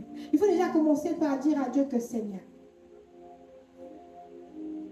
je reconnais, je suis fatiguée, ça doit changer, ça va changer. Avec Dieu, c'est ça. Je reconnais, je n'en peux plus, là, je peux plus, il faut que tu m'aides et ça va changer. Seigneur, par le pouvoir que tu as de t'assujettir toutes choses, prends ma vie, incline-la. Prends mon cœur, incline-le. Et donne-moi de vivre, de servir selon ta volonté. Selon ton désir, selon tes desseins, pour faire ta joie, ta gloire, pour que je sois bon et fidèle serviteur, pour que tu te rendes compte que oui, à la fin, la mission a été accomplie, parce que j'ai été là, pour faire en sorte que tu l'accomplisses. Dans Isaïe 6, on peut entendre Isaïe en train de parler. Quand Dieu a dit, qui enverrai-je? L'Éternel a dit, me voici, envoie-moi. Mais ce ne sont pas que des paroles. Envoie-moi, ça veut dire quoi? Que je n'ai plus de volonté. Peut-être que j'ai envie d'aller au marché aujourd'hui, mais il a dit, tu restes à la maison. Envoie-moi, ça veut dire que je me donne tout entier. Peut-être que j'ai des projets, mais il a dit non. Jésus-Christ, lorsqu'il était sur le point au jardin de Gethsémani, il a été dépressif à ce moment-là. Il est entré dans une grosse dépression. Il a été très mal dans sa chair. Au point où ses sueurs sont devenues des grumeaux de sang. Vous imaginez? Il a transpiré au point où sa sueur s'est transformée en grumeaux de sang. Tellement il était mal. Mais malgré ça, il a dit, Seigneur, non pas ma volonté, mais ta volonté. La volonté de Dieu. Et je ressens le besoin de dire aux plus petits ici que la parole qui est en train d'être donnée maintenant ne concerne pas les plus grands. Elle concerne les enfants de Dieu. Amen. Si tu es un enfant de Dieu, ça te concerne. Si tu es un enfant de Dieu, ça te concerne. Je le répète pour la 3e fois, si tu es un enfant de Dieu, ça te concerne. Nous devons tous nous sentir concernés ici. J'ai été au Maroc dans une église. J'ai vu plutôt dans une église un séminaire pour enfants où le Saint-Esprit est descendu, des enfants de 3 ans parlaient en langue. À Casablanca. C'est réel. Tu n'es pas trop petit, trop petite pour pratiquer ce qui se dit aujourd'hui. Amen, amen. Les plus petits, amen, amen. Amen. Amen. Vous êtes concernés. Le Seigneur vous attend. Vous voulez vivre, avoir des récompenses comme celle de David, qui a été appelé l'homme selon le cœur de Dieu. David avait quel âge? Il était très jeune. Dieu se sert des jeunes. Dieu veut ta jeunesse. Et je parle aux plus jeunes parce que je ressens réellement qu'il y a des personnes qui écoutent la parole, qui la comprennent, mais qui se disent, ah, ça c'est pour quand je vais un peu plus grandir. Non, ça te concerne maintenant. Tu ne connais pas le lendemain. Il y a des personnes qui sont arrivées dans ce monde, qui ont vécu jusqu'à leurs 10 ans, qui sont décédées, qui sont parties, mais qui ont accompli leur mission. Est-ce que tu es sous la mission? Est-ce que tu es conscient qu'il y a une mission à accomplir? Et parents, est-ce que nous sommes conscients que nos enfants ont une mission à accomplir? Ce n'est pas à partir de X âge, Y âge, c'est maintenant. Est-ce que nous en sommes conscients? Est-ce que nous savons que mourir à 15 ans n'est pas toujours une mort prématurée? La seule mort prématurée qui existe, c'est lorsque nous n'avons pas fait ce pourquoi nous sommes venus. Mais Dieu peut envoyer quelqu'un sur la terre pour passer 17 ans. Après les 17 ans, c'est fini. Ce n'est pas une mort prématurée. Mais est-ce que nous nous hâtons? Est-ce que nous nous pressons pour accomplir la volonté de Dieu? Paul pouvait dire, je cours vers l'avant, oubliant ce qui est en arrière, oubliant le péché, oubliant l'iniquité, oubliant les querelles, oubliant l'amertume, oubliant les plaisirs de ma jeunesse, oubliant toutes ces choses, oubliant les maris, oubliant les femmes qui sont dehors et qui me veulent peut-être, oubliant l'argent. Oui, l'argent. Oubliant mes projets et courant droit vers l'avant afin d'accomplir.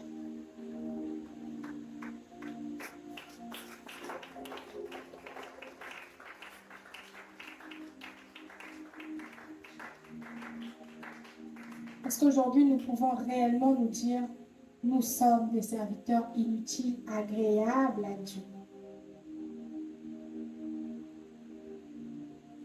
Est-ce qu'aujourd'hui nous prenons le temps de nous disposer pour demander à Dieu, Seigneur, comment est-ce que je dois te servir aujourd'hui?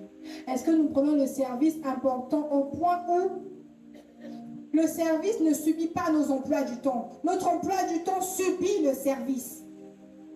Il est important que nous soyons conscients de ça. Dieu passe avant. La Bible dit au commencement, Dieu. Ça veut dire quoi? Ça veut dire que dans les 24 heures, ce n'est pas moi qui décide de mettre Dieu dans 1h30. C'est Dieu qui décide où est-ce que je mets le reste. Est-ce que nous en sommes conscients? Je vous dis depuis tout à l'heure des choses que je n'ai pas écrites. Mais je crois que c'est poussé par l'Esprit que les hommes ont parlé de la part de Dieu. Et je crois que le Seigneur veut nous interpeller ce soir de quelque chose. Vous savez tous que je ne suis pas ici depuis trop longtemps pour savoir comment se comporte X, Y ou Z personne. Donc vous savez que je n'ai même pas d'exemple sur quoi me baser. Mais Dieu connaît chacun de nous en ce lieu. Il connaît aussi ceux qui suivront peut-être cette vidéo sur YouTube, je ne sais pas. Si jamais elle est diffusée, je ne sais pas. Ou ceux qui la regarderont sur le téléphone. Il connaît tout ça, il sait tout ça. Mais comment est-ce que tu sers le Seigneur? Est-ce que réellement tu es sous la mission? Est-ce que réellement tu es consciente de la mission? Est-ce que tu sais qu'il y a une mission? Est-ce que tu sais que dans le programme que tu as déjà tracé, tu peux sortir et Dieu t'enlève la vie? Et est-ce que tu sais que lorsqu'on prie pour toi et que Dieu étend sa main, c'est par grâce, il n'est pas obligé. Parce que lorsqu'il voit ta propre vie et comment est-ce que tu le traites lui, il peut se dire, tiens, cette personne m'a déjà accepté, elle ne sert plus à rien, je l'enlève. Et il a le droit. Est-ce que ta vie est trop précieuse? Est-ce que ta vie est trop importante? Est-ce qu'on peut acclamer le Seigneur?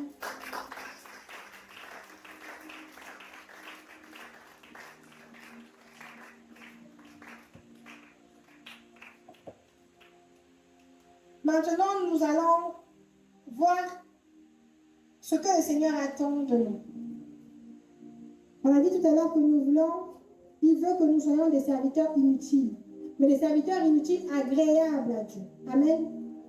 Et pour ça, nous allons lire sa parole dans le livre de Luc 17, du verset 7 au verset 10. Luc 17, du verset Amen. 7 au verset 10. Amen. Je lis la parole de Dieu dans le livre de Luc 17, du 7e au 10e verset. Je lis au nom de Jésus. Amen. Qui de vous, ayant un serviteur qui laboure ou paie les troupeaux, lui dira quand il revient des champs, approche vite et mets-toi à table?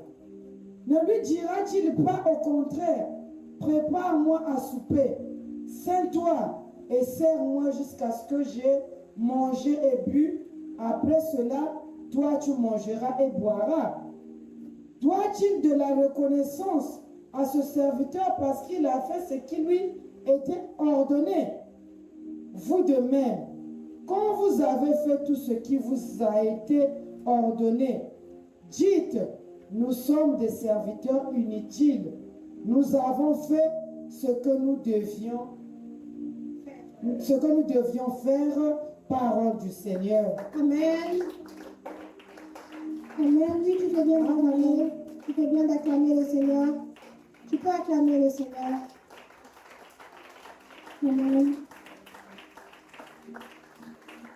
Donc nous comprenons ici dans Luc 17, du 7e verset au 10e verset.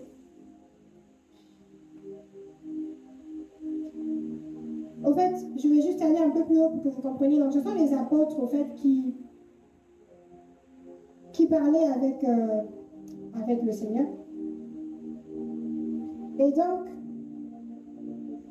il leur a dit, qui de vous ayant un serviteur? Ça veut dire que si vous qui avez des serviteurs, qui de vous, je vais essayer de paraphraser parce que tout est dans la Bible, vous avez lu, nous avons lu. Et donc, pourquoi est-ce que dans l'Église, nous devons attendre constamment de la reconnaissance venant des hommes?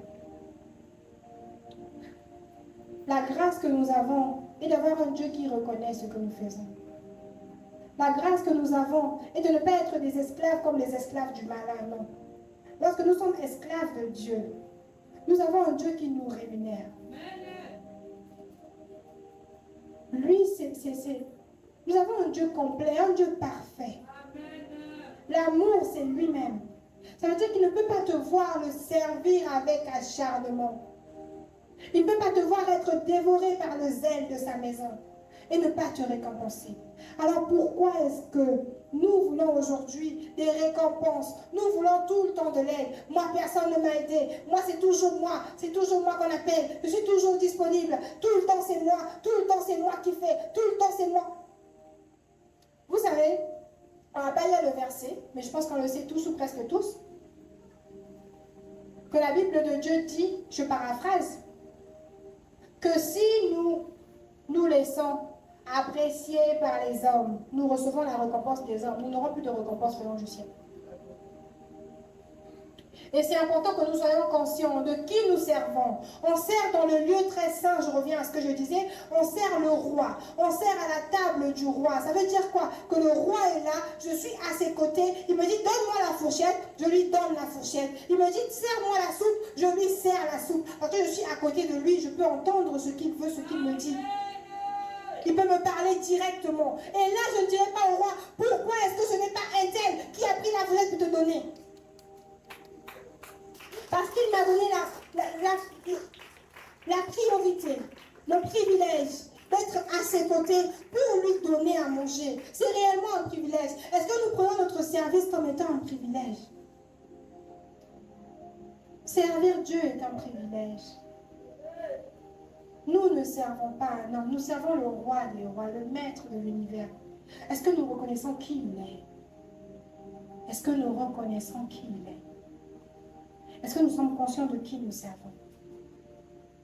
Dans le verset 10, il dit, vous de même, quand vous avez fait tout ce qui vous a été ordonné, dites, nous sommes des serviteurs inutiles. Nous avons fait ce que nous devons faire. Donc ça, c'est un serviteur inutile, agréable à Dieu. Pourquoi? Parce qu'il a fait ce qu'il doit faire et qu'il en est content. Parce qu'il a fait ce qu'il doit faire et qu'il en est réjoui. Et pourquoi est-ce qu'il est réjoui? Parce que le cœur du Père est réjoui. Vous savez, je vais ouvrir une parenthèse. Nous devons nous interdire d'être tristes lorsque Dieu n'est pas triste. D'être fâché lorsque Dieu n'est pas fâché. D'être réjoui lorsque Dieu n'est pas réjoui. Nous devons nous l'interdire. Parce que l'esprit qui habite en nous, c'est à nous de se soumettre à lui. Pas à lui de se soumettre à nous. Ça veut dire que tu as des situations, quelque chose ne va pas bien dans ta vie, dans ta famille ou peu importe. Et toi, tu es triste. Mais qui t'a dit que Dieu est triste? Qui t'a dit que ta situation attriste le Seigneur? Qui t'a dit ces choses?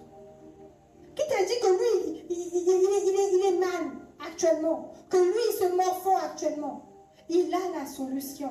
C'est pour ça qu'il ne peut pas être triste. Il ne peut pas être triste. Pourquoi est-ce qu'on impose au Saint-Esprit une tristesse qui n'est pas de lui? Et pourquoi est-ce qu'on refuse de recevoir la tristesse qui vient de Dieu? Oui, parce que lorsque des âmes meurent et n'acceptent pas le Seigneur, il est triste. Mais toi, tu es content. Pourquoi est-ce qu'on accepte d'être heureux, d'être heureuse, alors qu'il y a des gens dehors qui meurent? Est-ce qu'on est réellement heureux pour les bonnes raisons? Triste pour les bonnes raisons? Est-ce qu'on se morfond pour les bonnes raisons? Jésus-Christ aussi a des problèmes. Est-ce que nous sommes de ceux qui demandons à Jésus, Seigneur, quels sont tes problèmes? Me voici, envoie-moi. Me voici, sers-toi de moi. Ne me laisse pas me servir de toi. Quel est ce que je peux régler? Où est-ce que je peux être utile? Où est-ce que nous sommes? Donne-moi, donne-moi. Agis, étends ta main, fais ceci, fais cela, comme tu l'as fait pour un tel. Dieu nous attend dans une plus grande dimension, dans la dimension de l'épouse. Et réellement, pour arriver à cette dimension-là, l'obéissance ne suffit plus. Il faut la soumission, être conscient de ce que nous sommes sous la mission, être conscient de ce que nous avançons par le Seigneur. Être conscient de ces choses. Il est très important pour chacun de nous réellement de décider aujourd'hui que tout ce que nous avons déjà fait depuis le début jusqu'à aujourd'hui pour servir Dieu est terminé. À partir de maintenant, on monte. À partir de maintenant, on avance. On va dans une autre dimension. Et on laisse le Seigneur façonner en nous son caractère. La dernière chose, le dernier point, après on va prendre les questions. Ce que le Seigneur attend de nous et que nous mourons. Le Seigneur veut que nous mourons.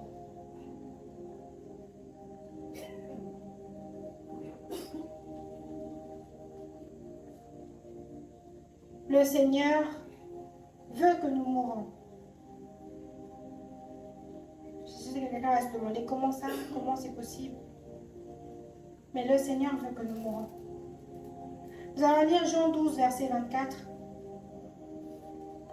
Je lis au nom de Jésus la parole de Dieu. Amen. Dans le livre de Jean 12 au verset 24. En vérité, je vous le dis, si le grain de blé qui est tombé en terre ne meurt, il reste seul. Mais s'il meurt, il porte beaucoup de fruits. Parole du Seigneur. Amen.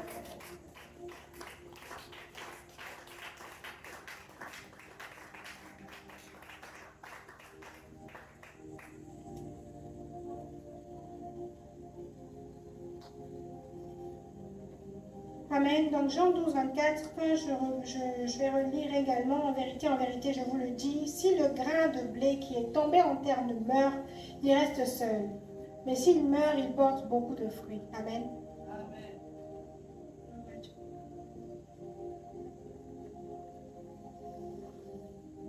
On va aller terre à terre. Peu importe le grain. Non, après, j'imagine qu'il y a des différences. Ça, c'est le domaine de maman. Mais il y a certains grains, comme le grain de blé, qui ont besoin de mourir, de sécher pour porter les fruits. Il y a plusieurs grains comme celui-là. C'est-à-dire que tu le prends, il doit être sec. Ensuite, tu plantes. Et là, quand tu arroses, ça pousse. Si il n'était pas mort avant, il ne se serait rien passé. Au final, j'avais raison, c'est le cas pour tout. Pourquoi? Parce que si tu veux planter un manguier, tu dois d'abord couper une mangue de sa source, c'est-à-dire la tuer. Enlever tout ça, prendre le noyau et en faire ce qu'il faut faire avant de planter. Ça veut dire que si tu ne fais pas tout ça, il est impossible que tu puisses avoir un manguier qui va porter des fruits. Amen. Donc je pense que beaucoup d'entre nous savons déjà ces choses, mais c'est aussi le cas pour nous, en tant qu'enfants de Dieu. Nous sommes ce grain de blé aujourd'hui. Et nous devons accepter de mourir. Et il ne s'agit pas là de la mort pour laquelle tout le monde écrit RIP, RIP partout. Non, il ne s'agit pas de ça. Il s'agit du fait de mourir à nous-mêmes. Et nous allons parler de la mort à soi. Avant ça, nous allons lire Matthieu 16, comme ça on va plus vite. 24 à 25. Matthieu 16, 24, 25. Je lis au nom de Jésus, Matthieu 16, 24 à 25. Alors Jésus dit à ses disciples, si quelqu'un veut venir après moi, qu'il renonce à lui-même, qu'il se charge de sa croix et qu'il me suive. Car celui qui voudra sauver sa vie la perdra. Mais celui qui la perdra à cause de moi la trouvera. Parole du Seigneur. Amen. Oh, merci Seigneur. Merci Jésus. Merci Jésus. Amen, amen. Merci Jésus.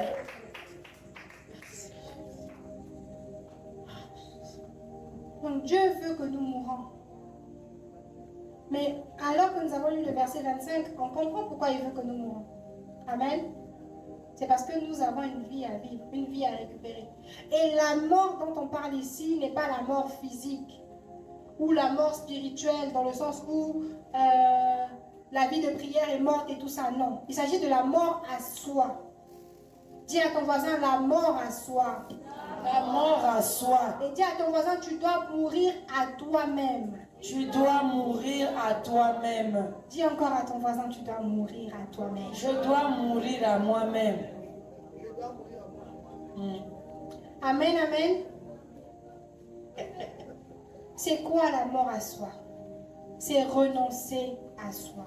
Renoncer à l'ancien Adam. Vous voyez, au départ, je vous ai parlé de l'être, de qui nous sommes. Je vous ai dit que nous sommes tripartites. Que nous sommes un esprit. Nous habitons dans un corps qui est notre maison sur la terre et que nous possédons une âme. Oui, pour le verset, c'est Matthieu 16, 24, 25. Nous sommes un esprit, nous habitons dans un corps et nous possédons une âme. Et lorsque nous acceptons le Seigneur, l'Esprit de Dieu nous remplit. L'ancien Adam est mort. Amen. Et pour que nous puissions le comprendre, nous puissions bien le comprendre, en général dans les formations, quand j'explique aux étudiants, je leur dis que, vous voyez, et c'est quelque chose que j'ai entendu chez l'une de nos pasteurs, elle a tendance à expliquer, elle dit que, vous savez, si j'habite une maison, nouvellement, je suis arrivée dans cette maison, j'habite en ce lieu, dans la maison en question, et que, imaginons que ça c'est ma maison, ça m'appartient. Je ferme la porte, je me repose, et que quelqu'un vient toquer, pour dire bonjour, je cherche Brigitte parce qu'elle me doit 20 000 francs. Je vais lui répondre quoi? Je ne suis pas Brigitte. Oui, mais elle habitait ici. Oui, mais ce n'est pas moi. Oui, mais tu dois rembourser. Oui, mais ça ne me concerne pas. C'est pareil pour qui nous sommes. Notre corps aujourd'hui, à l'intérieur, il y a l'Esprit de Dieu. Ce n'est plus l'Esprit d'Adam. Ça veut dire qu'il y a des réclamations qui ne nous concernent plus. Amen. Amen. Amen. Nous ne pouvons pas être en Jésus aujourd'hui. Nous demeurons en lui, il demeure en nous. Et nous sommes encore en mode, les réclamations de la famille. Mais quelle famille? L'ancien Adam est mort.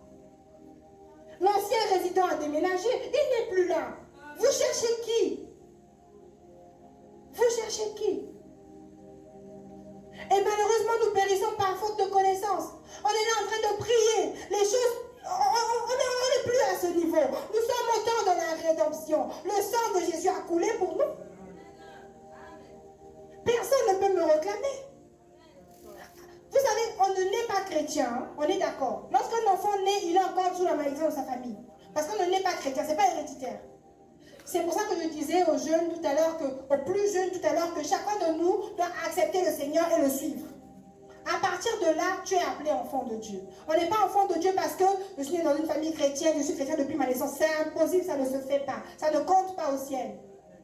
Ce qui compte, c'est lorsque toi, tu décides qu'à partir d'aujourd'hui, Seigneur, je te suis. Mais si l'ancien résident, parce que Dieu n'est pas un menteur, d'accord? Ça veut dire que s'il y a un souci, ce n'est pas du côté de Dieu, on est d'accord?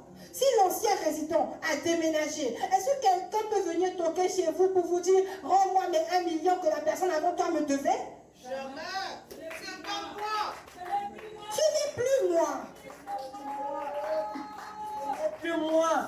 Pourquoi est-ce qu'on a continué à crier à Dieu pour des choses qu'il avait annulées. Il a effacé l'acte dans les ordonnances nous condamner. Sommes-nous conscients de ces choses? Sommes-nous conscients de ce que l'acte a été effacé? Tout ce que l'ancien moi avait fait a été effacé. Je ne passerai pas ma vie à me repentir pour quelque chose qui a été effacé. Je me répands pour mes péchés d'aujourd'hui. Parce que peut-être qu'hier j'ai accepté le Seigneur. Je me répands pour ces choses. Lorsque j'ai accepté, pendant que j'acceptais, je me répandais pour tout ce que j'ai fait. Et alors qu'il a accepté mon pardon et que le Seigneur ne m'en veut plus, je suis une nouvelle personne. Ça veut dire que si j'ai volé il y a 15 ans, je ne vais pas 15 ans plus tard, tous les jours dire à Dieu, Seigneur, pardonne-moi d'avoir volé. Pourquoi est-ce qu'on fait la différence entre les péchés?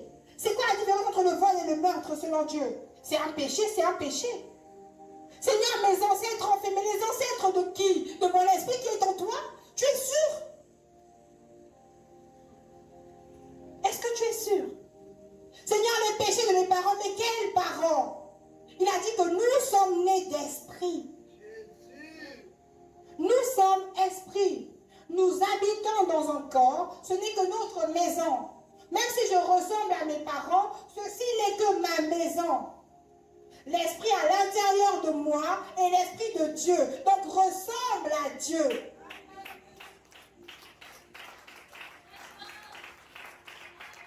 Et pourquoi est-ce qu'il est important que nous mourons? Nous devons mourir à nous-mêmes. Mourir à nous-mêmes, c'est quoi? C'est renoncer à l'ancien nous. Pas seulement à ses condamnations, mais aussi à son caractère, aussi à ses faiblesses, aussi à tout ce qui le concernait. Nous devons renoncer au péché qui habitait à l'intérieur de nous, parce que nous sommes appelés enfants de Dieu, bien-aimés. Ça veut dire qu'à partir de maintenant, je dois décider que ça, c'est le péché, ça, c'est moi. On ne marche pas ensemble. Le péché est là-bas. Moi, je suis morte au péché. Il y a quelques jours, je posais une question à mon petit frère. Je lui disais, regarde, imagine qu'il y a un mort ici et que toi, tu es là. Si jamais tu gifles le mort, est-ce qu'il va rendre? Non. Si jamais tu gifles le mort, est-ce qu'il va parler? Non. Mais considérons que toi qui gifles, tu es le péché. Mourir au péché, c'est ça. Je suis mort au péché. Le péché vient, il n'y a pas de réaction. Alléluia. C'est comme ça qu'on meurt au péché. On meurt à la masturbation. On meurt au mensonge. C'est arrivé dans ma pensée, ça ne sortira pas. Parce que j'agis comme un mort. Est-ce que le mort parle? Non. On m'a parlé. Est-ce que je suis obligée de répondre? Non, je suis morte aux œuvres de la chair. Et Dieu attend que nous mourons. Et Jésus nous a montré un exemple de mort. On a giflé. Il a donné l'autre jour. Pour vous montrer à quel point je suis mort à ça. Ça n'a rien à voir avec moi. Ça ne peut pas changer qui je suis. Et si nous sommes chrétiens, nous devons vivre comme Christ. Et il nous a montré la voie. Nous avons vu comment il a laissé qu'on le crache dessus. Vous pensez que Jésus n'aurait pas pu faire quelque chose? C'était pour qu'il nous montre ce que c'est que de renoncer à soi-même. Il a dit, ayez en vous les sentiments qui étaient en Jésus-Christ. Malgré qui il est, qui il a toujours été, il a accepté de se soumettre jusqu'à la mort de la croix. Mais nous, en tant qu'enfants de Dieu aujourd'hui, est-ce qu'on est prêt? Est-ce qu'on accepte? Est-ce que dans notre quotidien, nous mourons à nous-mêmes? Ou est-ce que nous sommes toujours les premiers? Ah, ça c'est injuste. Mais c'est la même parole de Dieu qui dit, je paraphrase, pourquoi ne souffriez-vous pas de quelques injustices? Je suis qui pour qu'on ne soit pas injuste vis-à-vis de moi? Je suis qui pour qu'on ne parle pas mal de moi? Pour qu'on ne me calomnie pas? Est-ce que j'ai plus de valeur que Jésus? Il faut que je trouve ma valeur en Christ, pas en ce que les hommes me donnent.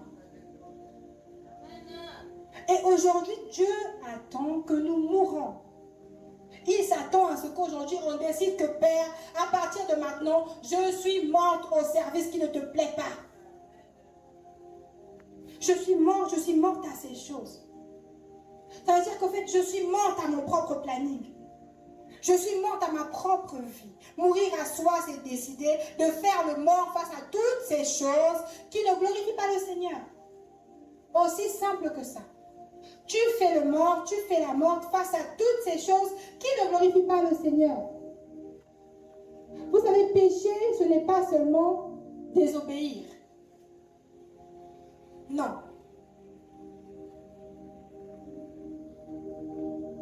Entre autres, désobéir, plutôt, n'est pas seulement ne pas faire ce qu'on t'a demandé de faire. Non. Désobéir, c'est aussi faire ce qu'on t'a demandé de faire, mais plus tard. Désobéir, c'est aussi faire ce qu'on t'a demandé de faire, mais à ta façon. Là, tu es un serviteur inutile, désagréable à Dieu.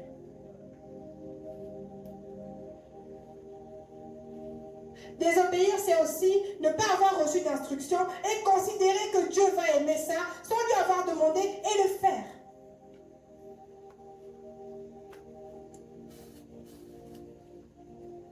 Au fait, tu te sers, tu ne sers pas Dieu. Et aujourd'hui, Dieu veut que nous mourons, comme le grain de blé. Lorsque nous tombons en terre, nous devons nous laisser mourir afin de porter des fruits. Tu ne porteras pas de fruits si tu n'acceptes pas que le caractère de Dieu soit formé en toi. Et Dieu n'accepte aucune cohabitation. Il ne viendra pas cohabiter avec le péché dans ton corps. Il ne viendra pas cohabiter avec ces choses. Non. C'est à toi de les changer. Et quelqu'un va me demander, à toi personnel, bien sûr, quelqu'un va me demander comment c'est possible qu'on parle encore de ça, alors que tout à l'heure, tu nous as dit que le résident c'est Jésus et que Dieu, le Saint-Esprit, ne pêche pas. On a parlé de l'âme. L'âme, c'est la même. L'âme a vécu l'ancien Adam. L'âme a vécu le mensonge. L'âme a gardé ce réflexe de mentir, ce réflexe de s'auto-protéger, ce réflexe de se justifier. Tu dois décider que, Seigneur, tout ce qui appartenait à mon ancien moi, je le fais mourir à la croix. Et ça se passe dans ce qu'on appelle par la restauration de l'âme. La prochaine étape lorsque nous acceptons le Seigneur, c'est de faire un travail personnel. Je dis bien personnel, avec le Seigneur. Un travail de restauration. Pour décider que tout ce qui n'est pas de lui en moi, à partir d'aujourd'hui, disparaît. L'Esprit de Dieu en moi doit prendre plus de place. C'est comme pouvait le dire son serviteur, il faut que je diminue pour qu'il croise. Si nous ne décidons pas de diminuer notre âme avec ses blessures, ses regrets, ses chagrins, l'esprit en nous ne pourra pas prendre le dessus. Il faut savoir que l'Esprit de Dieu est là et parfois s'ennuie en certains chrétiens. Vous savez, Paul, l'apôtre Paul, on connaît tous ou presque l'histoire de Paul. Comment est-ce que Paul a impacté le monde? Mais Paul ne fait pas partie des disciples de Jésus qui ont vécu avec Jésus. Paul n'a pas rencontré Jésus dans la rue. Paul ne l'a jamais rencontré. Paul n'a pas vu Jésus lui dire « Suis-moi » comme avec les autres. Ça veut dire qu'aujourd'hui, nous sommes des Paul 2.0 parce que nous, en plus de ça, nous avons aujourd'hui reçu même la parole de Dieu qu'il a mis en Paul et qu'il a envoyé. Ça veut dire que même les choses que Paul ne savait pas, nous les savons aujourd'hui. Parce que le Seigneur s'est manifesté, a envoyé sa parole. Nous avons la parole écrite. Ça veut dire qu'aujourd'hui, nous sommes même plus que Paul. Mais vous avez vu comment est-ce que le Seigneur a changé Paul. Est-ce que nous attendons encore de rencontrer Jésus qui vienne mourir une seconde fois pour qu'on puisse marcher avec lui pour dire Alléluia? Lorsque nous voyons ce que Dieu a fait dans la vie de Paul, lorsque nous voyons comment le Seigneur s'est servi de Paul, Paul n'a pas rencontré le Seigneur en face. Dieu lui a révélé le mystère de la Sainte Seine. Dieu lui a révélé le mystère de la prière en esprit. Le mystère de la nouvelle création. À Paul, qui est comme toi, qui est comme moi, et qui n'a pas eu le privilège de marcher avec Jésus physiquement.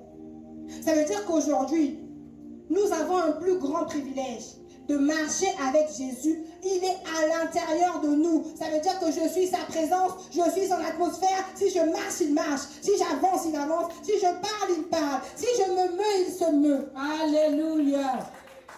Amen. Le Seigneur l'a fait pour Paul, le Seigneur le fait pour nous. Amen. Paul a été restauré par le Seigneur.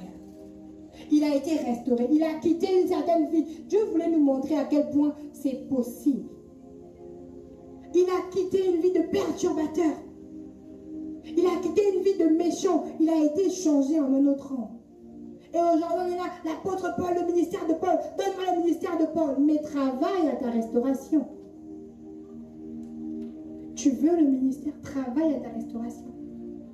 Dis à Dieu, me voici, envoie-moi. Le me voici, envoie-moi englobe beaucoup de choses. Le me voici, envoie-moi, c'est prends-moi tel que je suis. C'est je m'abandonne, c'est change-moi. Il a dit, nous tous, qui le visage découvert, contemplant comme dans un miroir la gloire de Dieu. Nous sommes transformés à la même image, de gloire en gloire comme par le Seigneur l'Esprit.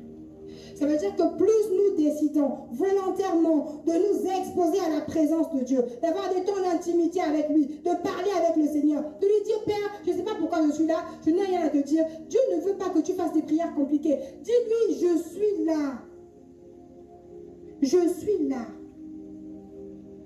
Et il me dit que de même, l'Esprit nous aide dans nos faiblesses, car nous ne savons pas ce qu'il convient de demander dans nos prières. Mais l'Esprit lui-même intercède pour nous par des soupirs inexprimables. Ça veut dire que Dieu n'attend pas tes mots. Il attend ta présence dans sa présence. C'est là que le service commence. Ta présence dans la présence de Dieu. Dis à Dieu, je suis présent. Je suis présente dans ta présence. Je me suis réveillée ce matin, mais il est hors de question que je passe une journée dans laquelle je me sers, dans laquelle je sers les autres. Je suis là. Donne-moi de te servir. Tu ne sais pas quoi dire à Dieu, ne demande pas les choses te concernant. Adore-le. Adore-le. Amen. Nous allons à la fin de notre temps, avant de prendre un temps de prière, on va quand même prendre quelques questions. Mais pour résumer tout ça, ce que nous comprenons aujourd'hui, c'est que le Seigneur attend que nous puissions faire ce travail. Que nous puissions travailler. Travailler à lui ressembler. Travailler à lui être agréable. Parce que ça ne sert à rien de servir un roi qui est mécontent de nous. Ça ne sert à rien. Nous ne sommes pas ici pour servir un homme, nous sommes là pour servir le roi des rois. Soyons conscients de qui nous servons et décidons d'agir. Décidons nous-mêmes. Il a dit que si vous avez de la bonne volonté et que vous êtes docile, vous récolterez les meilleurs fruits du pays. Mais la bonne volonté, c'est quoi? C'est pas juste le j'ai la volonté, j'ai pas la capacité. Non, c'est une volonté agissante. J'ai la volonté et j'ai la flemme, mais j'ouvre ma Bible. J'ai la volonté et j'ai la flemme, mais je prie. Même si c'est 5 minutes, tendre Père, je te dis merci. Merci pour cette journée. Merci Seigneur. Merci pour tout. Je suis là dans ta présence. Je ne vais pas sortir tout de suite. Parle-moi. Par ta parole, inspire-moi. Fais-moi du bien. C'est aussi décider de ne pas se donner à soi-même la gloire qui est due à Dieu. Tu vas dans sa présence, tu t'attends à lui. Que lui te parle, que lui t'enseigne, que lui te pousse vers l'avant. Je l'ai dit tout à l'heure, il a dit, je t'instruirai, je te montrerai la voie. Je te conseillerai, j'aurai le regard sur toi. Seigneur, tu as prévu quelque chose pour cette journée. Parle-moi, montre-moi, guide-moi vers ce que tu as prévu pour aujourd'hui. Emmène-moi dans le service qui te convient. Emmène-moi dans le service qui te plaît. Donne-moi de t'être agréable. La prière de tous les jours doit être donne-moi de t'être agréable. Donne-moi de t'être agréable. Ça ne sert à rien que nous puissions servir et que nous soyons nous-mêmes agréables à nous-mêmes. Que nous-mêmes nous prenons le temps de se dire que ah oui, là ce que j'ai fait c'est bien. C'est à Dieu de dire si c'est bien ou pas. Servons Dieu avec sérieux, bien-aimé. Servons Dieu avec amour. Il a dit l'espérance ne trompe point, car l'amour de Dieu est répandu dans nos cœurs par le Saint-Esprit. Ça veut dire qu'il est capable, lui, de mettre en nous son amour à lui. L'amour qu'il est, l'amour qui est dans son cœur, afin que le but précis, la motivation première pour laquelle nous servons le Seigneur soit par amour. Lorsque nous faisons les choses par amour, nous les faisons bien. Les jeunes d'aujourd'hui, lorsqu'on rencontre quelqu'un nouvellement, on a envie de rester avec elle, de passer du temps au téléphone, de passer du temps. C'est entre guillemets par amour. Mais si on ne le fait pas pour Dieu, c'est qu'il y a peut-être un souci d'amour. Est-ce que quelqu'un aujourd'hui ne va pas décider de dire à Dieu, je suis fatigué d'aimer un homme, une femme plus que toi, de m'aimer plus que toi, de me servir plus que je ne te sers toi. Le Seigneur nous attend dans un service qui lui plaît. Et ça commence par notre présence dans sa présence. Et lorsque nous sommes dans sa présence, exposés à lui-même, on se laisse changer. Dieu ne nous impose rien. Il a dit, les cieux sont les cieux de l'Éternel, il a donné la terre au Fils de l'homme. Ça veut dire que si nous voulons être restaurés, on crie à la restauration. On crie au Dieu qui donne, pas aux choses qui donnent. On crie au Dieu des choses, pas aux choses de Dieu. Et lorsque tu vas chercher le Seigneur lui-même, sa face, pas sa main, sa face. Dans sa face, il y a son caractère. Dans sa face,